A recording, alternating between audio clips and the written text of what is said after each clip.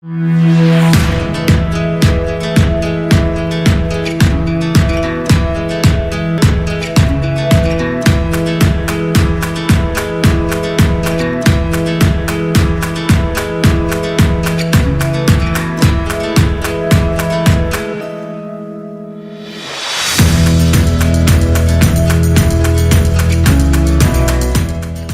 this video, we will look at the criticisms that are leveled against the theory of communitarianism.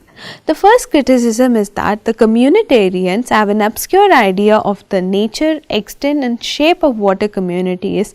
What actually is a community? Is it the city? Is it the family? Or is it the state? Or is the world itself? Also, an individual can be a member of different communities at once. For example, an individual can be a member of the family, also a member of a linguistic group, also is a citizen of the state.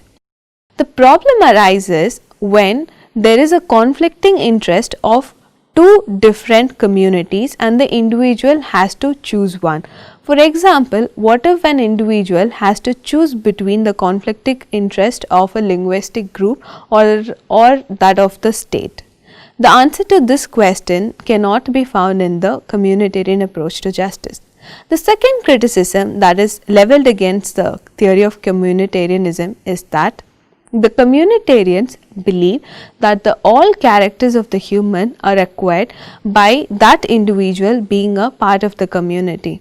So now that makes us wonder, is there any part of the human that can be in existence before that individual became a member of any community?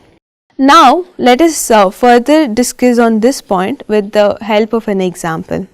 For example, if a community does not treat its men and women equally, then a girl born in this community, can she assert her inalienable right of equality, or does she have to accept this fact for the sake of communal stability? So now the communitarian approach to this question may not be satisfactory, or the communitarians do not answer what if the communal values do not value such rights. The third criticism that is leveled against the theory of communitarian is that it emphasizes supreme value to the fact of belonging to the community, that it crucially divides humans into those who are included in the community and those who are excluded from the community. Now this makes us wonder what happens to those who live at the fringe of the society. For example, what will happen to the Bangladeshi immigrants living in the Asmi society, or what will happen to Biharis living in the Marathi society? If we apply the communitarianism, then we will have to accord lesser rights to these Bangladeshi immigrants and the Biharis in Asmis and Marathi society respectively.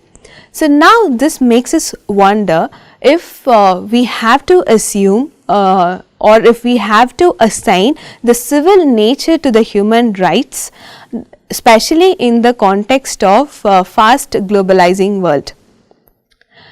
It would be idealistic to believe that all communities believe in communitarian egalitarianism, just like the Ubuntu philosophy. But we need to accept the fact that the theory of communitarianism, just like the theory of libertarianism and the liberal theory, also suffers from its own flaws.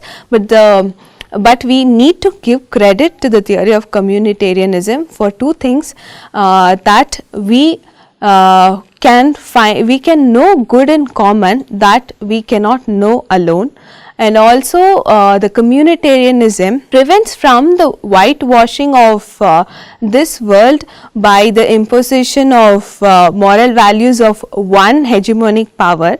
The communitarians do agree or support the fact, acknowledge the fact of cultural diversities of different communities.